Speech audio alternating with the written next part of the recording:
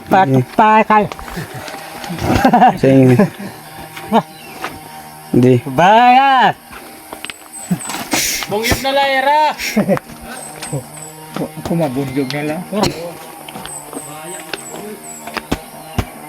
So ayun mga boss, nandito ako ngayon sa Buldos dito sa hinihintayan na ko ng pasahero. Tagayin na. Ito nga mga bossing, pagkarating namin dito, mga ilang sandali lang sa paghihintay ay mayroon ng dumating na tagahagbay. Marami silang dalang kopra mga boss.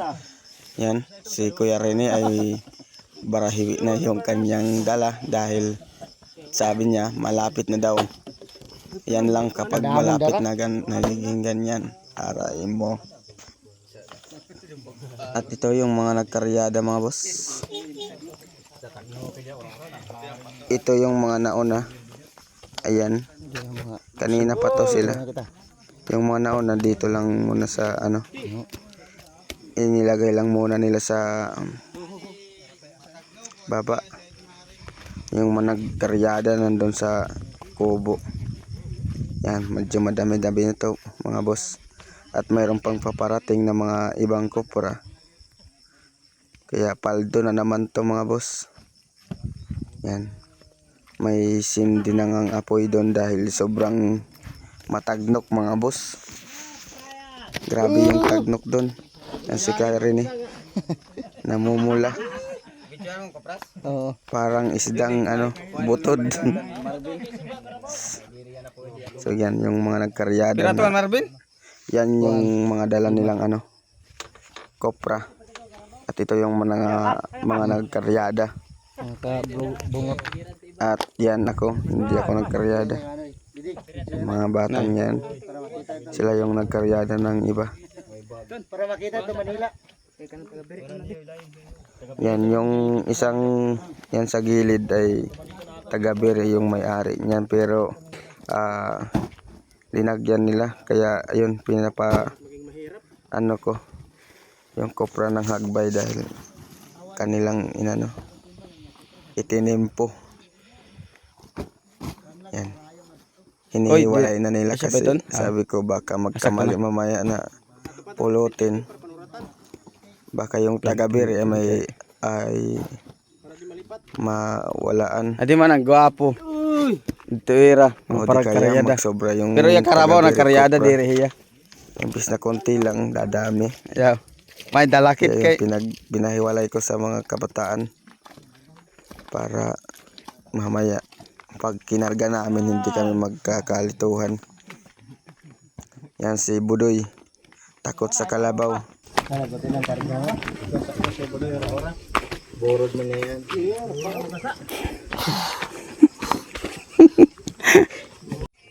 At dito mga boss, ito yung panghuling kopra. Dumating mga 5 kalabaw mga boss.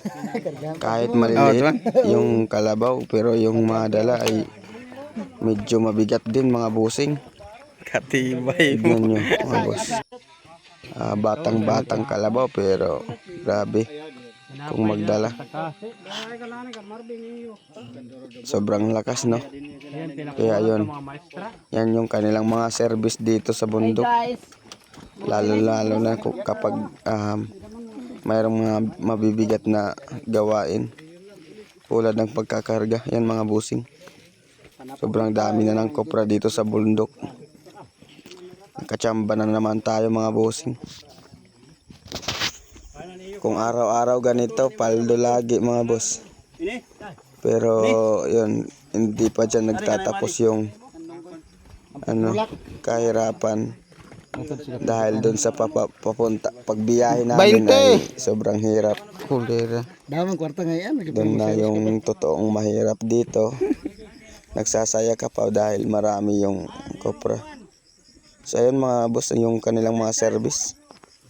Nandito na sa silungan ng walang araw.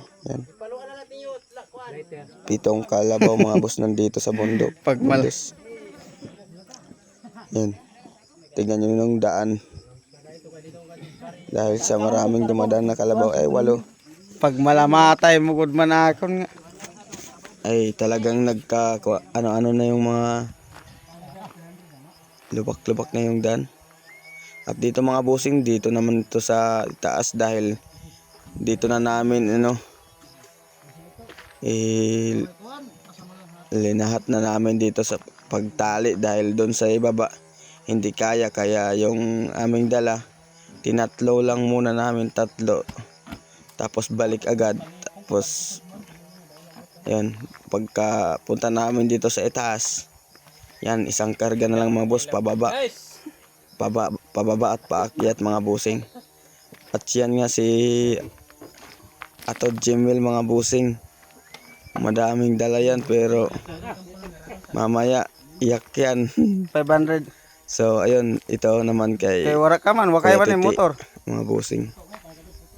Marami siyang dala dahil malakas siyang tao. Nagpapalo.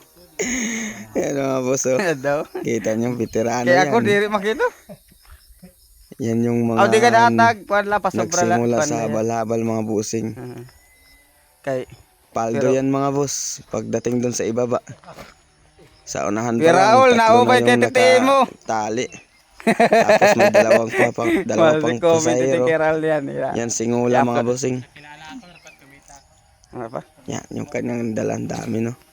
Pati kay Ato Jimwell mga bossing, madami lang yan pero hirap yan makababa.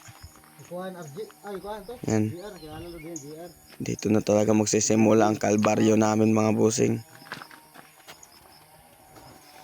So, ayun mga bossing, hanggang Para patay. shoutout kay Ngola. Sige. Maraming salamat. Hindi. Bayas. Bungyot na layera. Kumabunyog na lang.